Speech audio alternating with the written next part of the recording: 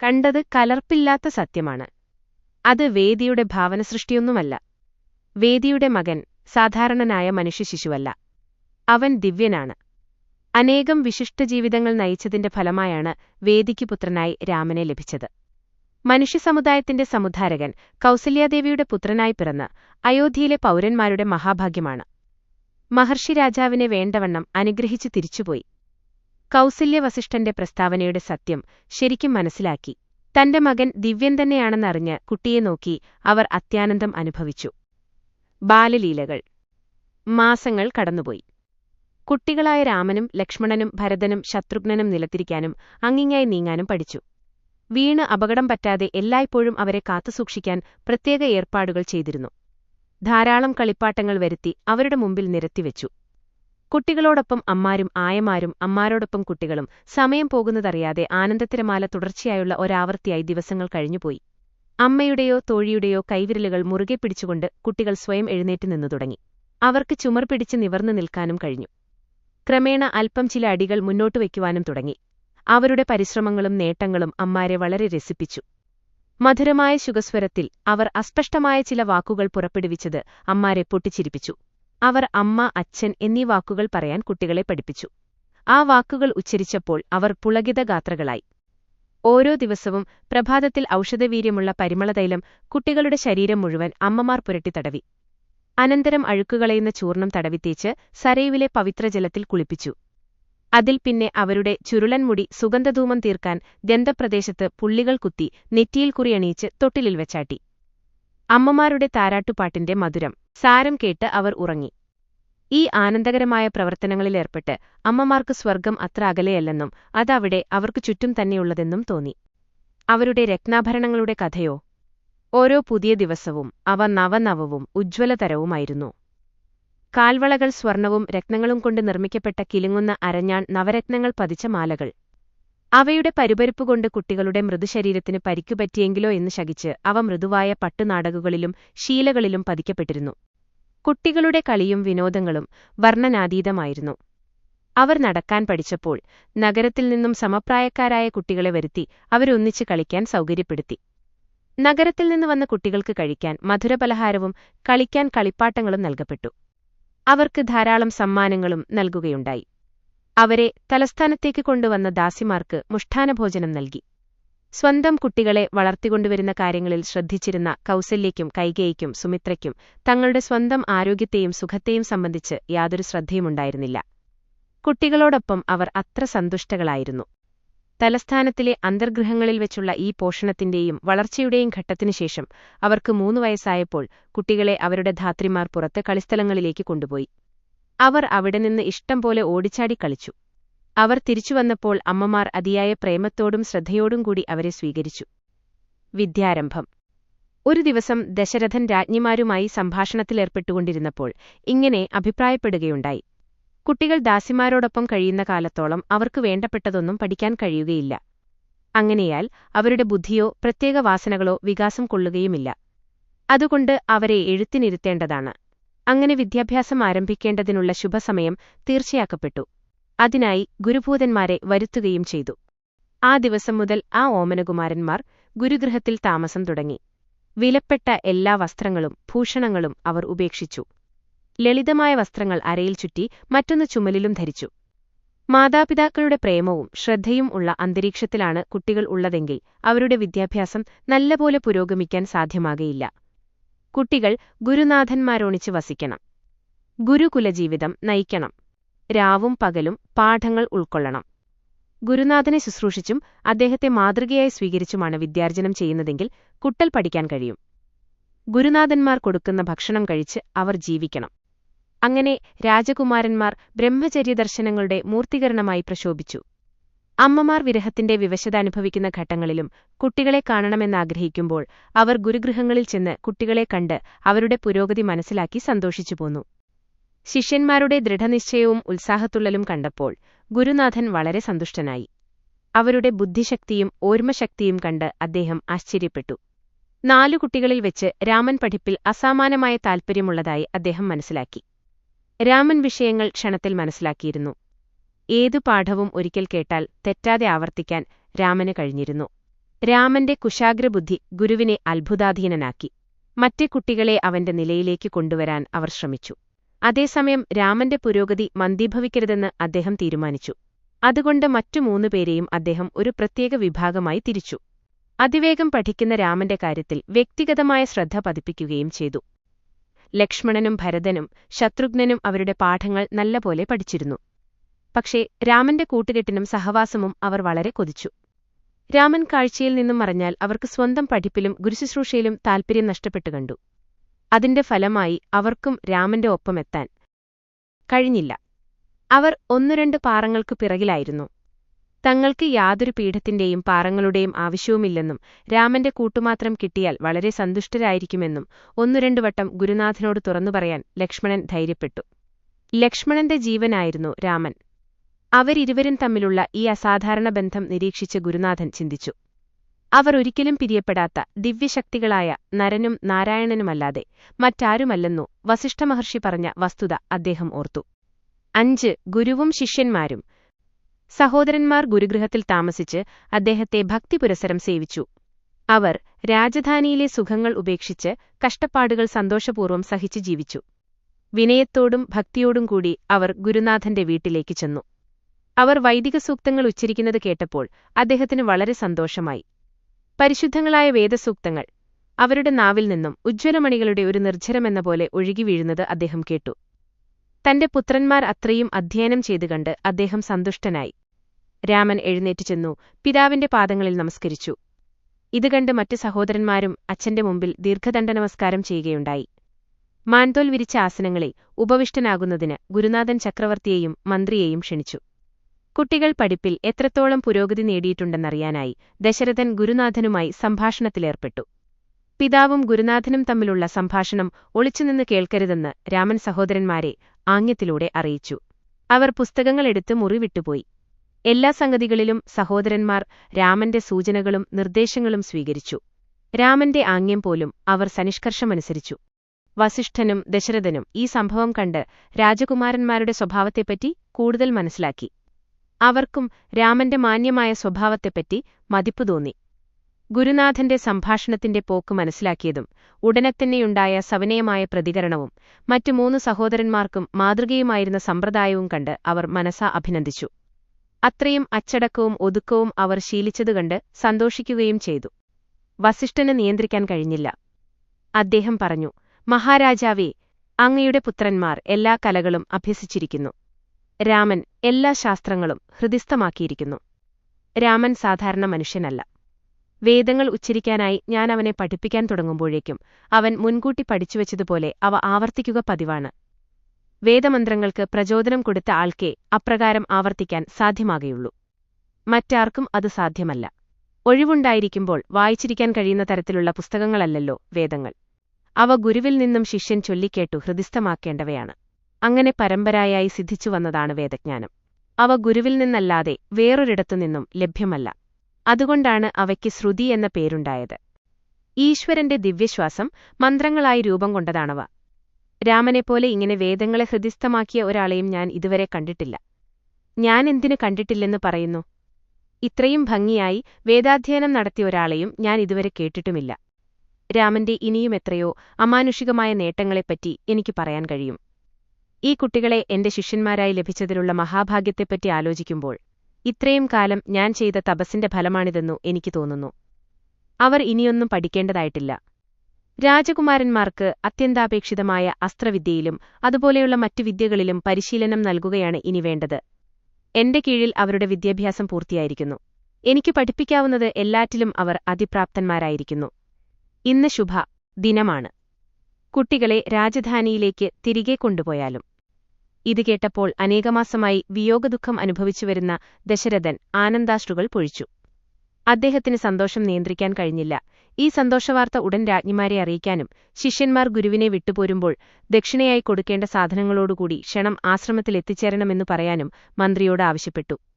സുമന്ത്ര അതിവേഗം രാജധാനിയിലേക്ക് പോയി വിവരമറിയിച്ചു. ഗുരു ദക്ഷിണയായി കൊടുക്കേണ്ട സമ്മാനങ്ങൾ സജ്ജപ്പെടുത്തി പ്രതീക്ഷിച്ചതിലും നേരത്തെ മടങ്ങിയെത്തി. ഇതിനിടയിൽ വസിഷ്ഠന്റെ നിർദ്ദേശപ്രകാരം കുട്ടികൾ അവരുടെ സാധനങ്ങൾ ഭാണ്ഡമാക്കിയെടുത്ത് രഥത്തിൽ വെച്ചു. പിതൃനിർദ്ദേശപ്രകാരം കുട്ടികൾ സമ്പ്രദായമനുസരിച്ച് ഗുരുവിനെ പൂജിച്ചു. സമ്മാനങ്ങൾ നൽകി വീട്ടിലേക്ക് തിരിച്ചുപോകാനുള്ള അനുവാദത്തിന് അപേക്ഷിച്ചുകൊണ്ട് അദ്ദേഹത്തിന്റെ പാദങ്ങളിൽ നമസ്കരിച്ചു. കാൽക്കൽ വീണ കുട്ടികളെ വസിഷ്ഠൻ പിടിച്ചെഴുന്നേൽപ്പിച്ച് തന്നിലേക്കെടുപ്പിച്ച് കൈകളമർത്തി. കൈകൊണ്ട് തലയിൽ പതുക്കെ തടവി അദ്ദേഹം അവരെ അനുഗ്രഹിച്ചു. വിടയിക്കാൻ അശേഷം മനസ്സിലായിരുന്നെങ്കിലും അവരെ പോകാൻ അനുവദിച്ചു. വിരഹവേദന കൊണ്ട് അദ്ദേഹം ബാഷ്പാകുലനായി. അദ്ദേഹം കുട്ടികളോടൊപ്പം തേരിന്റെ സമീപത്തേക്ക് നടന്നു. കുട്ടികൾ രഥത്തിൽ കയറി മുന്നോട്ടു നീങ്ങി. അവർ ഗുരുവിന്റെ നേരെ കൈകൂപ്പിക്കൊണ്ട് വളരെ ദൂരമെത്തുന്നതുവരെ അദ്ദേഹത്തെ തന്നെ നോക്കി നിന്നു. ഗുരുശിഷ്യന്മാർ തമ്മിലുള്ള ഈ ബന്ധം ദശരഥൻ നോക്കിക്കണ്ടു അത്യന്തം സന്തോഷിക്കുകയും ചെയ്തു. അവർ വീട്ടിലെത്തി. വസിഷ്ഠൻ ഹൃദയത്തിൽ ദുഃഖഭാരവുമായി ആശ്രമത്തിലും പ്രവേശിച്ചു. അവിടെ അദ്ദേഹം അന്ധകാരം മാത്രം കണ്ടു. എങ്ങും ലേശവും പ്രകാശമുണ്ടായിരുന്നില്ല. താനും കുട്ടികളുമായി വികസിച്ചുവന്ന ബന്ധം ഒരു വിലങ്ങായി സ്ഥിരപ്പെട്ടേക്കുമോയെന്ന് അദ്ദേഹം ഭയന്നു. സ്മരണയുടെ ഉയർന്നുലരുന്ന വേലിയേറ്റത്തെ ഒതുക്കാൻ വേണ്ടി അദ്ദേഹം ധ്യാനനിമഗ്നനാവാൻ നിശ്ചയിച്ചു. ഉടനെ അദ്ദേഹം ബാഹ്യമായ മായാഭ്രമത്തെ ജയിച്ച് ആന്തരമായ ആനന്ദത്തിൽ മുഴുകി. പുരുഷാർത്ഥങ്ങളായ ധർമാർത്ഥകാമമോക്ഷങ്ങളുടെ മൂർത്തിമദ്ഭാവമാണ് കുട്ടികളെന്നും അവർ മാനവരൂപം കൈക്കൊണ്ട വിശിഷ്ട ജീവിതത്തിന്റെ മഹത്തായ ആദർശങ്ങൾ ഭൂമിയിൽ പുനഃസ്ഥാപിക്കാനാണെന്നും അദ്ദേഹം മനസ്സിലായി. ഇത് അദ്ദേഹത്തിന് അക്ഷോഭ്യമായ ശാന്തി നൽകി. ആയോധനം. കുട്ടികൾക്ക് സിദ്ധിച്ച വിദ്യാഭ്യാസാനുബന്ധമായി ആയുധവിദ്യയിലും പരിശീലനം നൽകാൻ ദശരഥ ചക്രവർത്തി തീരുമാനിച്ചു.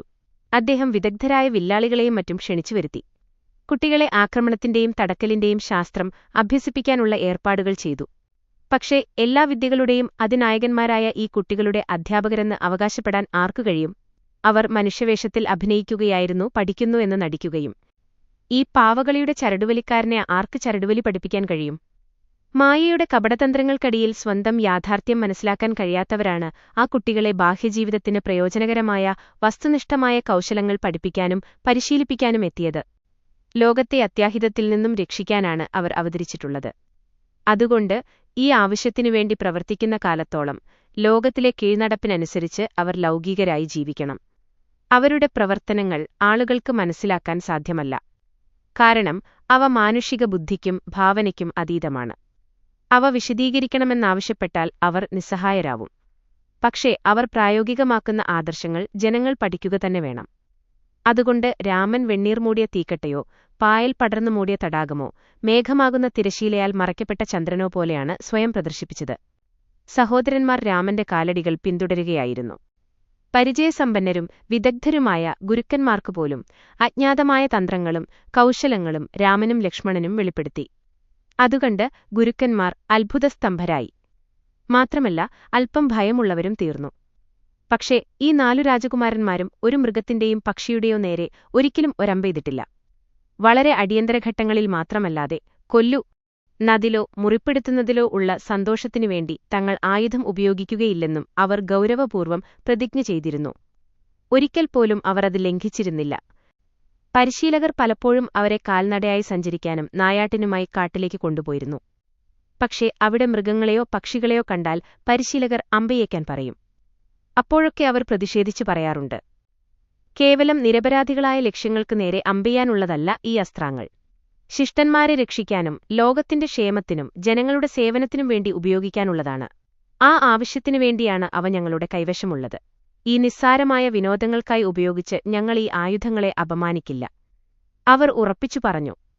ആ നിർദ്ദേശപ്രകാരം ചെയ്തതുമില്ല. ഗുരുക്കന്മാർക്ക് കുട്ടികളുടെ വാദം സ്വീകരിക്കേണ്ടി വന്നു. രാമന്റെ ഓരോ വാക്കും കർമ്മവും അനുകമ്പാപ്രേരിതമായിരുന്നു. ചിലപ്പോൾ ലക്ഷ്മണൻ ഒരു പക്ഷിയുടെയോ മൃഗത്തിന്റെയോ നേരെ അമ്പെയ്യാൻ ലക്ഷ്യം വെക്കുന്നത് കണ്ടാൽ രാമൻ തടുക്കും, പ്രതിഷേധിക്കും. ലക്ഷ്മണാ, എന്തൊരു ഉപദ്രവമാണ് നിനക്കോ ലോകത്തിനോ അത് ചെയ്തത്? അതിനെ എഴുവാന നീ ആഗ്രഹിക്കുന്നതെന്തിന്? നിരപരാധികളായ ജീവികളെ ഉപദ്രവിക്കരുതെന്ന രാജാക്കന്മാരുടെ നീതിധർമ്മങ്ങൾക്കെതിരാണ് അത് എന്ന് നിനക്കറിഞ്ഞുകൂടെ? ചക്രവർത്തി പലപ്പോഴും രാജകുമാരന്മാരെ അടുത്തിരുത്തി മന്ത്രിമാരുടെ ഇടയിലിരുന്ന് ഭരണസംബന്ധമായോ നീതിന്യായ വിചാരണയെ സംബന്ധിച്ചോ ഭരണത്തിൽ ധർമ്മതത്വങ്ങൾ അവലംബിക്കുന്നതിനെക്കുറിച്ച് ചർച്ച നടത്താറുണ്ട്. അദ്ദേഹം തന്റെ പൂർവ്വപിതാക്കന്മാരുടെയും മറ്റുള്ളവരുടെയും കഥകൾ പറഞ്ഞു. അവരെങ്ങനെ പ്രജകളുടെ സ്നേഹവും ഭക്തിയും നേടിയെന്നും അവരെങ്ങനെ രാക്ഷസന്മാർക്കെതിരായും ദേവന്മാർക്കുവേണ്ടിയും പോരാടിയെന്നും അവരുടെ പരിശ്രമങ്ങളിൽ ഈശ്വരാകാരുണ്യവും സഹായവും എങ്ങനെ നേടിയെന്നും മറ്റുള്ളവ കഥകൾ. അച്ഛനും മക്കൾക്കും ഈ കഥകൾ പറയുമ്പോൾ ഹർഷപ്രകർഷമുണ്ടായി. ഈ ചർച്ചകളിൽ മന്ത്രിമാർ മാറി മാറി പങ്കെടുത്തു. വർഷങ്ങൾ കഴിഞ്ഞു. രാജകുമാരന്മാർ വളർന്നുവന്നപ്പോൾ ഭരണപരമായ ചില പ്രവർത്തനങ്ങൾ അവരെ ഏൽപ്പിക്കാമെന്ന വിശ്വാസം മന്ത്രിമാർക്കുണ്ടായി. രാജകുമാരന്മാർക്ക് പ്രായപൂർത്തിയായി അവർ ഭരണഭാരമേറ്റെടുത്താൽ ഭൂമി സ്വർഗമായി മാറുമെന്ന് ജനങ്ങൾ വിശ്വസിച്ചു. രാജകുമാരന്മാരെ കണ്ട ജനങ്ങൾക്ക് അവർ തമ്മിൽ സ്നേഹപൂർവമായൊരു ബന്ധം ഉയർന്നുവരുണ്ടെന്ന് തോന്നി. അവർ തമ്മിൽ നടക്കാറുള്ള സംഭാഷണങ്ങളിൽ മാനസികമായ ഐക്യം പ്രകടമായിരുന്നു. സരളരും വിനീതരും ഗുണശാലികളും നിസ്വാർത്ഥികളുമായ രാജകുമാരന്മാരെ സ്നേഹിക്കാത്ത, അവരെ നോക്കിയിരിക്കാൻ ആഗ്രഹിക്കാത്ത ഒരാൾ തന്നെ അയോധ്യ നഗരിയിലുണ്ടായിരുന്നില്ല. അയോധ്യയിലെ കുട്ടികൾക്ക് അവർ സ്വന്തം ശരീരം പോലെ പ്രിയപ്പെട്ടവരായിരുന്നു, നഗരത്തിനാകെ അതിന്റെ ഹൃദയം പോലെ വിലപ്പെട്ടതും. പരാവിദ്യ. കുട്ടികൾക്ക് 11-12 വയസ്സായപ്പോൾ ദശരഥൻ സദ്ഗുണനിധിയായ മന്ത്രി സുമന്ത്രരെ തന്റെ സന്നിധിയിൽ വരുത്തി. കുട്ടികൾക്ക് പരാവിദ്യ പഠിപ്പിക്കാനുള്ള ഏർപ്പാടുകൾ ചെയ്യാൻ ചുമതലപ്പെടുത്തി. അപാരാവിദ്യയിൽ ഒരാൾ എത്രമാത്രം നിപുണനാണെങ്കിലും പരാവിദ്യയ്ക്ക് മാത്രമേ ധർമ്മങ്ങൾ ആചരിക്കുന്നതിനുള്ള ശക്തി പ്രദാനം ചെയ്യാൻ കഴിയൂ എന്ന് അദ്ദേഹം പറഞ്ഞു. ആ ഇളംപ്രായത്തിൽ തന്നെ അവർക്ക് ഏറ്റവും ഉയർന്ന ധാർമ്മിക സംസ്കാരം നൽകേണ്ടതാണ്. ജീവിതത്തിൽ ആദ്യകാലത്ത് ലഭിക്കുന്ന ഉപദേശങ്ങളുടെയും അനുഭവങ്ങളുടെയും മേലെയാണ് പിൽക്കാല ജീവിതത്തിൽ വിജയമോ പരാജയമോ കെട്ടിപ്പൊക്കുന്നത്. ആദ്യകാല വർഷങ്ങളാണ് പിൽക്കാല വർഷങ്ങളായ അരമനയുടെ അടിത്തറ. അതുകൊണ്ട് അദ്ദേഹം പറഞ്ഞു, രാജകുമാരന്മാരെ രാജ്യത്തിന്റെ എല്ലാ ഭാഗങ്ങളിലേക്കും കൊണ്ടുപോകൂ. അവർ ജനങ്ങളുടെ സ്ഥിതി മാത്രമല്ല, പുണ്യസ്ഥലങ്ങളുടെ ദിവ്യതയും മനസ്സിലാക്കട്ടെ. പരിശുദ്ധ സ്ഥലങ്ങളുടെ ദിവ്യതയും ക്ഷേത്രങ്ങളുടെയും അവിടെ പ്രതിഷ്ഠ നടത്തിയ സന്യാസിമാരുടെയും മഹർഷിമാരുടെയും ചരിത്രങ്ങളും അവർക്ക് വിവരിച്ചുകൊടുക്കൂ. ആ സ്ഥലങ്ങളെ പവിത്രീകരിച്ചട്ടെ. അവരെങ്ങനെ ചെയ്യുന്നത് നന്നായിരിക്കും എന്നെനിക്ക് തോന്നുന്നു. വളരുംതോറും അവർ ഐന്ദ്രിയമായ ആഗ്രഹങ്ങൾക്കും പ്രചോദനങ്ങൾക്കും ഉന്മുഖരായിത്തീരും. അത്തരം പ്രവണതകൾക്ക് അവർ ഇരയായിത്തീരുന്നതിനു മുമ്പ് അവരിൽ പ്രപഞ്ചത്തിൽ മുഴുവൻ വ്യാപിച്ചിട്ടുള്ള ആ ദിവ്യശക്തിയുടെ നേരെ ഭക്തിയും ഭയവും ആദരവും പ്രതിഷ്ഠിക്കുക ഉത്തമമായിരിക്കും. മൃഗീയതയിലേക്ക് അധപതിക്കുന്നതിൽ നിന്നും അവരുടെ മനുഷ്യത്വത്തെ രക്ഷിക്കുന്നതിന് അതുമാത്രമാണ് ഓരോരു മാർഗം. രാജഭരണകർത്താക്കൾക്കും അത് അത്യാവശ്യമത്രേ. കുലഗുരുവിനോടും ആചാര്യന്മാരോടും ആലോചിച്ച് വിളംബവിന യാത്രാപരിപാടി തയ്യാറാക്കുക. രാജകുമാരന്മാർക്ക് ഈ മഹത്തായ സൗകര്യം ലഭിക്കാൻ പോകുന്നതിൽ സുമന്ത്രർ മതിമറന്നാഹ്ലാദിച്ചു. അദ്ദേഹം തനിക്ക് തൃപ്തിയാകും വിധം എല്ലാ ഒരുക്കങ്ങളും ചെയ്തു. അവരുടെ കൂടെ യാത്ര ചെയ്യാൻ അദ്ദേഹവും തയ്യാറായി. രാജകുമാരന്മാർ നടത്താൻ പോകുന്ന തീർത്ഥാടനത്തെപ്പറ്റി രാജനിമാരും അറിഞ്ഞു. എത്രയും ദിവ്യവും ധീരവുമായ ഒരു പര്യടനത്തിന് പുറപ്പെടുന്നത് അവർക്കും സന്തോഷപ്രദമായിരുന്നു. അതാവുന്നതും പ്രയോജനപ്രദമാക്കി തീർക്കാൻ അവരും പല കാര്യങ്ങളും ചെയ്തു. അവരുടെ കൂടെ പരിചാരകരെയും സമപ്രായക്കാരായ സഖാക്കളെയും അയക്കാൻ അവർ ഏർപ്പാട് ചെയ്തു. പുണ്യസ്ഥലങ്ങൾ സന്ദർശിക്കാനുള്ള ഈ പരിപാടിയിൽ രാജകുമാരന്മാരും വളരെ ആഹ്ലാദചിത്തരായി. അവർ കൂട്ടുകാരെ ആവേശഭരിതരാക്കി. കൂട്ടുകാർക്കുവേണ്ടി അവർ രാജാവിൽ നിന്ന് വസ്ത്രങ്ങളും മറ്റു സജ്ജീകരണങ്ങളും സമ്പാദിച്ചു കൊടുത്തു. തീർത്ഥാടനം. പിറ്റേ ദിവസം യാത്രയ്ക്കുള്ള ശുഭമുഹൂർത്തമായി. രാജകുമാരന്മാർ മാതാപിതാക്കളുടെ പാദങ്ങളിൽ നെറ്റിതൊടുവിച്ച് നമസ്കരിച്ചു. കുലഗുരുവിന്റെയും പാദങ്ങളിൽ നമസ്കരിക്കുകയുണ്ടായി.